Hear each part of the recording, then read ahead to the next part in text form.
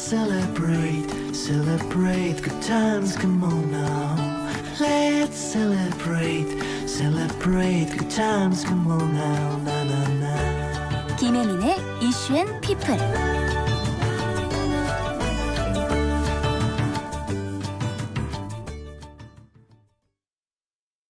그냥 살자. 그냥 살자. 대충 해도 돼. 그냥 살자. 그냥 살아. 그래, 그냥 살자. 그냥 살자. 쏟아지는 이슈와 사람들 속에서 나를 지키는 방법 여러분과 함께 나눠보는 시간이죠. 그냥 살자. 이 코너를 함께해 주실 쌤. 강북삼성병원 정신건강의학과 신영철 쌤 나오셨어요. 어서 오세요, 선생님. 안녕하세요. 잘 지내셨어요? 그저 그렇게 버티고 있습니다. 아, 버티고 있다는 말. 저는 그 말이 예전에 굉장히 소극적인 태도라고 생각했거든요. 근데 요즘에는 그 말이 되게 적극적인 태도로 여겨져요. 워낙 힘드니까. 아, 그럼요. 네. 버티는 것만으로 용한 거죠, 선생님. 네. 아니에요? 만 해도 훌륭한 거죠, 사실은. 이런 힘든 시기에는 너무 길게 생각하면 안 돼요. 오늘 하루 어떻게 지낼까, 이번 주에 어떻게 지낼까, 그 생각을 해야 되지. 너무 길게 생각하면 머리가 아파서 안 됩니다. 제가 20대 때입니다.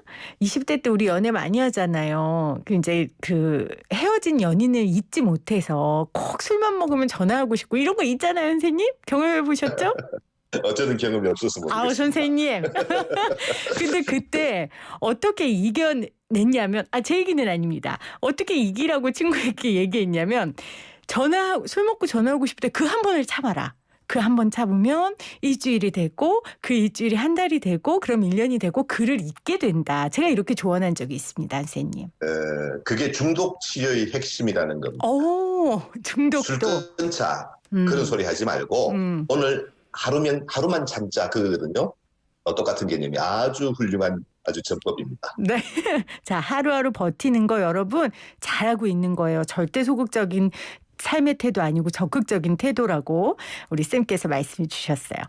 자, 오늘 직장 생활 이야기 좀 해보려고 해요. 저는 지금 직장인 생활 16년 차입니다. 25부터. 24살부터 지금까지 아주 대단하지 않습니까, 선생님? 예, 저는 35년 했습니다. 그렇군요. 저보다 한 2배 정도를 하셨는데, 저도 아이 낳고 키운 1년, 그러니까 아이 둘 낳았으니까 그 시간 빼고 쉬지 않고 일을 했거든요. 우리나라 직장인들이 다른 나라 직장인들보다 스트레스가 좀 높은 편이죠. 뭐 대체로 그렇다고 봐야죠. 너무 열심히 살아서 그렇죠. 우리가 그래도 이만큼 살게 된 것은 우리 직장인들의 희생이 들어있었던 거죠. 그만큼 내 보상에 비해서 우리가 그 역할을 많이 했다는 뜻이니까 아하. 가끔 지칠 때도 있고 힘들 때도 있는 게 지극히 정상적이라고 봐야 되겠죠. 지극히 정상적이다. 최근 들어서 진료 받으러 오는 직장인들이 더 늘어났을 것 같다는 생각이 들어요. 왜냐하면 예전에는 직장 생활하면 힘든 게 당연해라고 했는데 요즘엔 좀 적극적으로 자기 마음 건강을 살피잖아요. 요즘은 어디 가서 하소연도 못. 멀쩡한 직장 다니면서 힘들다 그러면 욕 먹습니다. 아하. 요즘은 속을 들여다보면 번아웃이라든가 뭐 스트레스, 이게 장난이 아니죠. 사실 뭐 실적에 대한 압박이라든가 일이 많다, 적성에 안 맞다, 온갖 일들도 찾아오죠. 가만히 그 속을 들여다보면 역시 대부분은 인간관계, 사람 때문에 힘든 게 제일 많은 것 같아요. 인간관계 어디서나. 이게 세상에는 별별 인간들이 다 있는 그 인간들과 관계를 맺어야 하잖아요. 회사라는 것은 늘 같이 있을 수밖에 없잖아요. 그렇죠. 이 관계에 맺는데 엄청난 에너지가 들게 되니까 이게 사실은 직장인들 어떻게 가장 큰 원인 가운데 하나가 정말로 일이 안 맞으면 전문가가 되든지 바꾸면 하잖아요. 관계라는 것은 그렇게 쉽지가 않은 것 같아요. 근데 인간관계 때문에 다 힘들어했다는 건 되게 오래전부터 있었던 얘기인데 조금 고민 내용이 다를 것 같아요. 예를 들면 옛날에는 저 윗분들은 아랫분들 때문에 아래 것들 때문에 힘들지 않았는데 요즘은 또 후배들 때문에 선배가 힘들어하는 경우도 많고 좀 인간관계 때문에 힘들어하는 문제가 좀 많이 달라졌죠, 선생님. 물론 그렇죠. 제가 가끔 역설적으로 생각해보면 30년 전에 직장인들은 안 힘들었을까요? 스트레스 받았죠. 그렇죠, 그렇죠. 근데 이제 그때에 비해서 지금 현실이 많은 스트레스를 더 받는 이유 중에 하나는 예측성이 떨어지는. 옛날에는 저 회사 들어가면 10년 뒤면 저 과장처럼 살겠구나. 20년 뒤는 부장처럼 예측이 가능했잖아요. 지금은 이런 예측성이 다 떨어졌습니다. 올해 말에 무슨 일이 있을지 아무도 모르는 세상이 됐죠. 그리고 우리 사회가 이게 변화가 너무 빠릅니다. 아하. 너무 빠르다 보니까 거기에 적응하기 위해서는 에너지를 많이 써야 되거든요. 네. 그만큼 사회가 불안해지니까 직장이라는 개념이 평생 직장의 개념도 사라졌고 이제 안정적이 못 그런 스트레스도 있고요. 역시 꼰대 문제, 상사들의 문제가 제일 크죠. 마스터 직장인도 힘들다 그런데 들어보면 맞아요. 상사 문제가 제일 큽니다. 맞아요. 제가 가끔 그런 얘기를 하죠. 회사 보고 왔다가 상사 보고 떠난다. 이런 게 우리 현실입니다. 맞습니다. 근데 안 그래도 불안한 세상 속에서 이제 직장이라는 울타리가 안정적이 되지 않았는데 그 가운데서 마음 두기도 힘든 상황에 꼰대 상사까지 만나면 얼마나 회사에 마음 두기가 어렵겠어요. 그래요. 자, 그러면 꼰대 이야기를 좀 해보죠. 예를 들면 정해진 시간보다 일찍 출근해서 업무 시작 준비를 해야 된다라는 게 40대 이상 직장인들의 생각이에요. 근데 요즘에 2030들은 아니 출근 시간은 늦지만 않으면 되는 거 아니야? 그럼 시간을 뭐하러 정해나? 이렇게 생각한다는 거죠. 예. 지금도 여전히 꼰대 문화 뭐 여전히가 아니라 있죠. 시대가 아무리 변해도. 많죠. 꼰대의 정의가 뭘까요? 저도 잘 궁금합니다. 뭘까요? 꼰대의 정의가 제 생각엔 그래요. 구구절절 옳은 이야기를 하는데 아무짝에도 못 쓰는 이야기를 하는 인간들이 꼰대 같아요. 들어보면 틀린 말이 한마디도 없어요. 선생님 잠깐만 저 받아 적어야 될 것 같아요. 구구절절 옳은 이야기를 하는데 쓸모가 하나도 없는 쓸데가 하나도 없는 사람. 네, 그러니까 우리 꼰대 저도 꼰대잖아요. 저도 꼰대지만은 그 잘난 사람들, 윗사람들 꼰대의 문제가 뭔가 하면 자기가 옳다는 거. 내가 옳으니까 상대가 틀렸잖아요. 그리고 상대를 바꾸기 위해서 입을 엽니다. 틀린 말은 아니지만 별 의미가 없는 이야기들을 많이 하는. 자기는 이미 그것을 경험해봐. 그 길을 갔으니까 옳다는 거. 30년 전 얘기잖아요. 그걸 가지고 지금 요즘 세대, MZ세대라고 말하는 요즘 친구들한테 강요하니까 켜들지가 않죠. 그래서 제가 거꾸로 물어볼게요. 그럼 뭐 MZ세대의 특징은 뭔가요? 제가 또 MZ세대 아니겠습니까? 그건 믿기 힘들지만 뭐 그렇다 치고. 저 MZ세대입니다. 아주 초반의 MZ세대인데 저는 진짜로 20대 때 첫 직장생활 할 때 5시 반부터 짐을 쌌어요. 6시에 이제 퇴근을 해야 되니까. 저는 그래도 되는 줄 알았어요. 그래서 시간을 정해놓은 거 아니야. 근데 어느 날 제 선배가 이러는 거예요. 혜민 씨는 회사가 무슨 학교인 줄 아냐고. 종 울리면 집에 가는 학교인 줄 아냐고 그러는 거예요. 사실은 저는 지금도 후배들한테 책상에 앉아있는 시간이 중요하지 않다. 네 일만 해라. 저는 그래요. 저는 그렇습니다. 그런다고요. 저 꼰대 아니죠. 저는 이제 저를 포함한 윗사람들 꼰대들이 자꾸 요즘 애들 이상하다 그러는데 제 생각엔 이상한 사람들은 아닌 것 같아요. 제가 생각하는 MZ세대의 특징은 끊임없이 왜? 라고 질문을 던지는 세대가. 그러니까요. 정해져 있었던 그 선배들이 말하는 그 규칙을 왜? 그럼 왜 시간을 정해나? 그럼 뭐 일에 왜 일찍 와야 되는데? 그렇죠. 우리는 그런 생각 안 했잖아요. 회사에 오면 열심히 한다는 걸 당연하게 생각합니다.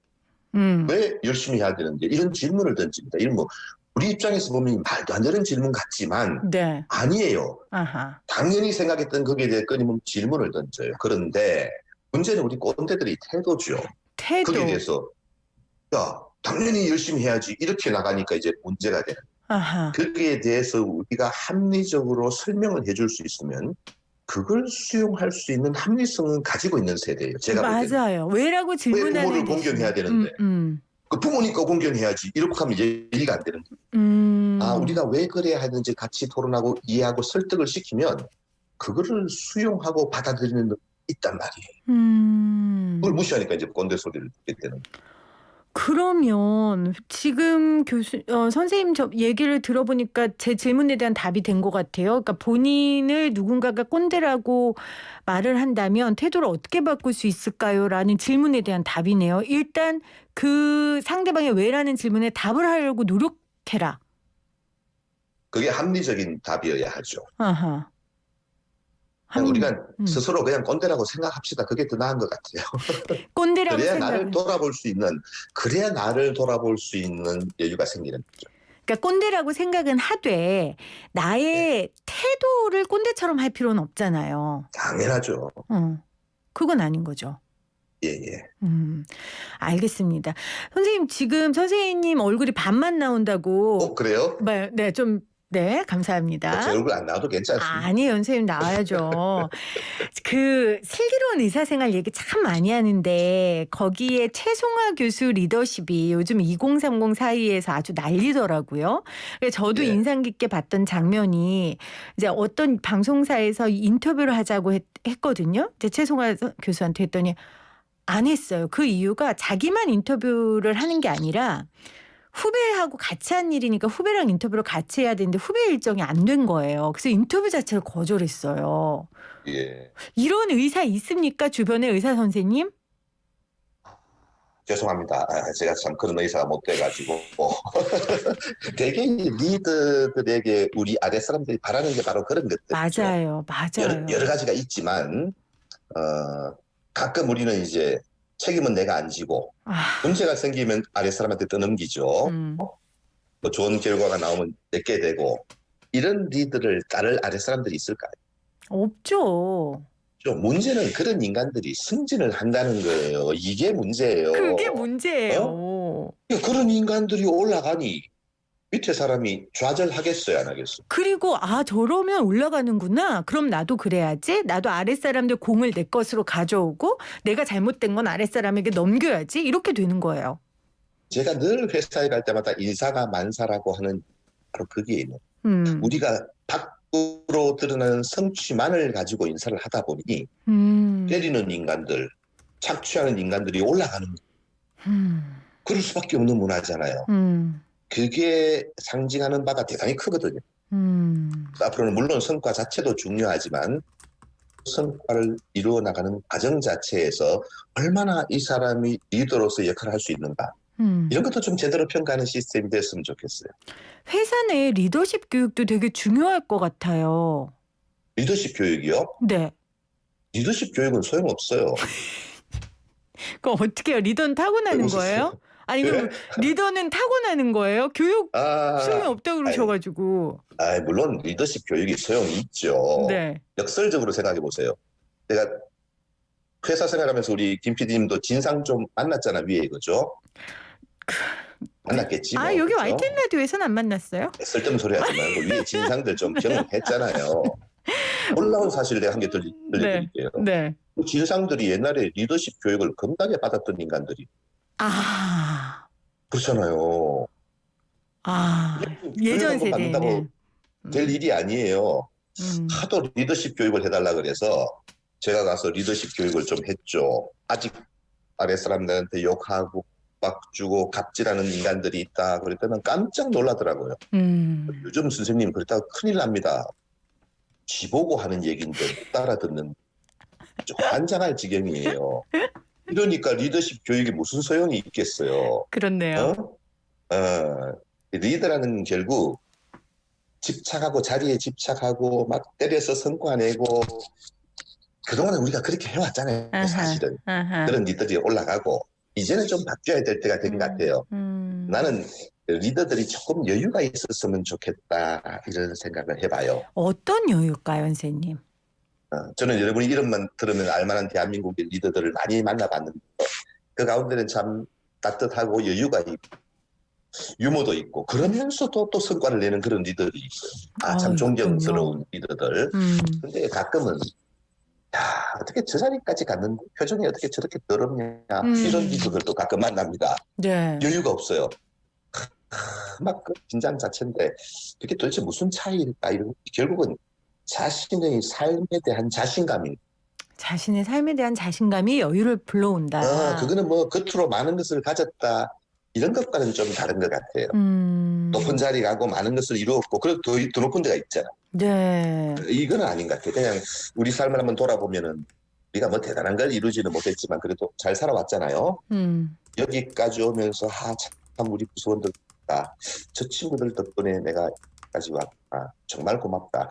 이런 마음을 가지고 있는 진정성이 맞아요. 그게 다 상대에게 느껴져요. 전달이 될 때 맞아요. 그게 진짜 리더인 것 같아요. 이제는 그런 리더들이 좀 많아졌으면 좋겠다. 그런 생각을 해봐요. 왜 이렇게 신영철 쌤이 직장의 문제를 잘 알고 리더십에 대해 이렇게 잘 아시냐. 사실 쌤이 직장 내 정신 건강에 대해 굉장히 오랜 시간 동안 중요성에 대해 말씀하시고 연구도 많이 하셨잖아요, 선생님. 요즘 많이는 아니고요. 네. 다른 제가 사람보다 기업 정신건강연구소라고 네네. 직장인의 스트레스를 관리하고 평가하고 힐링하는 그런 소속 연구소를 하고 있습니다. 그러니까요. 그 직장 안에 주치의가 있는 경우 제가 구글은 그런 게 있다 그러더라고요. 네네네. 그런 문화가 좀 있으면 좋겠다는 생각을 했어요. EAP라고 그래서 직장인들의 힐링을 위한 그런 프로그램들이 한 1970년대부터 많이 활성화되었고 네. 우리나라도 한 90년대 이후에 지금 대부분의 큰 기업들은 기업 내에 상담사 선생님들이 있습니다. 그리고 몇몇 기업들은 정신건강의학과 전문가 나가서 진료하는 것도 많이 있고 그러니까 쉽게 생각하면 이렇게 생각하면 돼요. 기업에 고문 변호사 있잖아요. 네네네. 고문 심리 전문가, 고문 정신과 의사가 있나요?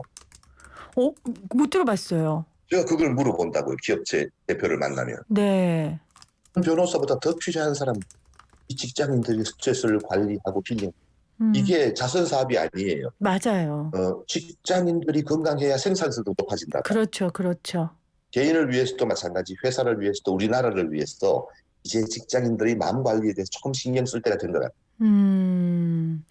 지금 말씀 되게 잘해 주셨는데 자선 사업이 아니라 기업 내에 그 전담 정신과 의사를 두는 게 결국 기업의 효율성을 위해서 CEO가 할 수 있는 전략이다. 그렇죠. 그리고 이제 복지 차원에서 접근을 해야 됩니다. 맞아요. 그리고 저는 이럴 것 같아요. 그 기업의 대표가 요즘 뭐가 고민 있어? 내가 들어줄게. 내가 도와줄게. 이러면 너무 무섭잖아요. 안 하셔도 되고요. 그냥 그 사람의 마음의 어려움을 정말 털어놓을 수 있는 분을 회사 내에 대표님이 놔주시면 너무 좋은 회사라고 생각할 것 같아요. 맞습니다. 예, 예. 그게 이제 생산성 높이고 이직률도 많이 떨어뜨린다고 돼 있거든요. 그렇겠네요. 그래야 좋은 인력들이 또 들을 거 아니에요. 맞아요. 선순환이 일어나는데 중요한 역할을 합니다. 알겠습니다. 자, 오늘 그냥 살자 시간에는 직장인들의 스트레스 그리고 직장 내에 우리 마음 건강에 대한 문화가 얼마나 중요한지 지금 그 이야기를 나누고 있습니다. 지금 2044님이 이제 막 신입 직원 된 지 한 달 됐습니다. 아침에 눈을 뜨면 출근할 생각에 심장이 두근거리고 혹시 실수를 하지 않을까 긴장되는 마음에 눈물이 나기도 해요. 언제쯤 괜찮아질까요? 하셨는데 생각나요. 저도 저 신입 직원 때 저 정말 세상이 멸망했으면 좋겠다고 생각했었어요. 선생님. 어떻게 해요 이분한테? 언제 좋아지냐고요? 근차도 모르겠는데 신입 직원이 그렇게 막 긴장하고 불안하다면 좀 역설적으로 말하면 좋은 현상인 것 같아요. 잘하려고 마음먹으니까 그런 거 아니에요? 대충 하자. 그런 친구는 겁날 이유가 없죠. 내가 그래도 뭔가 잘하려고 잘 보이려고 그러고 그러니까 아마 좀 긴장이 높구나. 첫째는 그렇게 받아들이는 게 맞을 것 같고요. 본인에게 시간을 좀 주세요. 여유 있게. 진짜로 내가 오래 적응했는데도 안 맞아. 그러면 문제가 있는 거죠. 되게 처음에 어딘가 변화가 오면 거기에 적응하는 데는 시간이 필요한데 그렇죠. 요즘 가끔 서두른 친구들이 막 들어가 보고 일주일 만에 나와버려. 이게 아닌데 그러고 그러면 적응할 시간이 없잖아요. 인간의 뇌라는 것은 익숙해지면 반응이 줄게 돼 있거든요. 그래서 어느 정도 익숙해질 때까지는 자기에게 좀 시간을 줘라 하는 게 첫 번째고 두 번째는 처음에는 실수하고 불안한 게 당연하잖아요. 맞아요. 그걸 인정해야죠. 그리고 모르면 물어보는 결코 부끄러운 게 아니거든요. 그런 훈련을 하고 그런 다음에 익숙해졌는데도 불구하고 이런 일이 지속된다면 그건 좀 다른 문제니까 그건 고민을 좀 해보셔야 될 것 같습니다. 그러니까 나 스스로 신입 직원이 떨리고 긴장되는 건 당연하다. 좀 이렇게 당당하셨으면 좋겠고. 근데 신입 직원이 떨리고 긴장되는 게 당연하다라는 생각을 신입 직원만이 아니라 선배들도 좀 해줬으면 좋겠어요. 그러니까 저 같은 경우에도 와 그냥 저분은 하루 종일 내 단점만 찾으려고 저러나라는 상사가 있었거든요. 그 정말 회사 가기 싫은 거예요. 그 애 앞에서만 서면 제가 너무 작아지는 거죠. 때리면 성적이 오를까요? 오른다고들 하는데 안 오르죠. 때리면 성적이 올라요. 이게 문제예요. 때리면 성적이 안 올라야 때리지 말라 그럴 텐데 때리면 성적이 오른단 말이에요. 문제는 네. 옳지 않은 인간 때리면 성적이 그렇죠. 어느 정도 잘하는 친구 때린다고 1등하지 뭐. 그러니까 이게 좋은 의도로 상대에게 긍정적인 영향을 미치기 위해서 프레셔를 가하는 거잖아요. 어느 정도는 효과가 있지만 그 다음에는 자발성이 떨어진단 말이에요. 효과가 없어요. 그러니까 다 우리가 애들 때리면서 핑계를 대잖아. 잘 되라고 때리지 뭐. 이딴 소리 하면 안 돼요. 그러니까 처음에는 우리가 옛날 기억 못 하잖아요. 우리도 다 그랬고 어느 정도의 시간을 준 다음에 가르쳐 주는 것과 압박을 주는 건 좀 다른 것이거든요. 아하, 그렇죠. 일일이 좀 처음에는 내 가족이라고 생각하고 그죠? 보듬어 주고 가르쳐 주는 게 맞는 거죠. 알겠습니다. 오늘 직장인 관련된 이야기 하니까 또 직장인 16년 차인 제가 너무 감정이입을 해서 굉장히 흥분해서 인터뷰를 진행한 것 같습니다. 그래도 저는 직장에 있다는 게 참 감사하고 또 직장에서 울고 웃을 수 있는 때로는 미워하기도 하는 그런 동료들이 있다는 게 참 감사한 직장인들 중에 하나거든요. 그럼요. 근데 모두가 다 그렇게 직장 생활을 하는 건 아니니까. 좀 역설적인데 또 이게 약간 너무 열심히 하지 말라 그래요. 왜 그렇게 말하느냐. 너무 열심히 하는 인간들이 나중에 배신감을 더 느끼더라는 거. 그렇죠. 맞아요. 참 희한한 일이에요. 우리가 생각하면 당연히 열심히 하고 이게 내 회사라고 생각하고 이래야 되는데 때로는 오히려 너무 그런 것이 나에게 더 스트레스가 될 수 있겠구나 하는 생각이 들고요. 상사 때문에 스트레스 받는 인간들 많죠. 꼰대 때문에. 그것도 또 한번 생각을 바꿔볼까요? 내가 상사 때문에 괴로워서 퇴직을 할까 말까 고민한다면 이 회사는 좋은 회사라는 뜻이에요. 다른 이유가 없는 거군요. 안 좋은 회사 같으면 나가면 되잖아. 내가 그걸로 고민을 하고 있다면 그래도 버틸 만한 회사구나라는 뜻이에요. 거꾸로 말하면. 그렇네요. 우리가 그래서 직장인들에게 제가 마지막으로 한 말씀 드리고 싶은 거는 혹시 일이 힘든가요? 이렇게 물어보면 일이 힘들대요. 그런 소리 하지 마 그래요 제가. 일은 원래 힘든 거야 그래요. 그러니까 돈을 주죠. 당연히 힘든 거예요. 네. 그걸 수용해야 훨씬 우리가 더 편할 수가 있어요. 비록 힘들지만 우리가 어떤 역할이 주어지고 그 역할에 대한 보상을 받잖아요. 그 보상을 받고 그 가운데 또 작은 재미들이 있고 성취감이 있잖아요. 네. 그것만 해도 고마운 거예요. 그래도 안 된다면 너무 스트레스를 받는 어쩔 수 없죠. 뭐 다른 데서 우리가 풀 수밖에 없고. 마지막으로 드리고 싶은 말은 직장은 우리 삶의 일부분이에요. 전부가 아니다. 이게 전부가 되기 시작하면 이제 문제가 생기기 시작하는 거예요. 그게 무너지면 내 인생이 끝나는 거니까. 전부처럼 한다고 누가 상 안 주더라고요. 그러니까 적절한 거리를 두되 내가 가진 것을 보여주고 거기에 대한 보상을 받는 것이 직장이다라고 생각하는 어쩌면 요즘 친구들의 마인드가 정신의학적으로 볼 때는 더 건강한 게 아닌가 그런 생각도 가끔 해봅니다. 알겠습니다. 자, 오늘 그냥 살자 강북삼성병원 정신건강의학과 신영철 쌤과 함께했습니다. 선생님 고맙습니다. 네, 고맙습니다.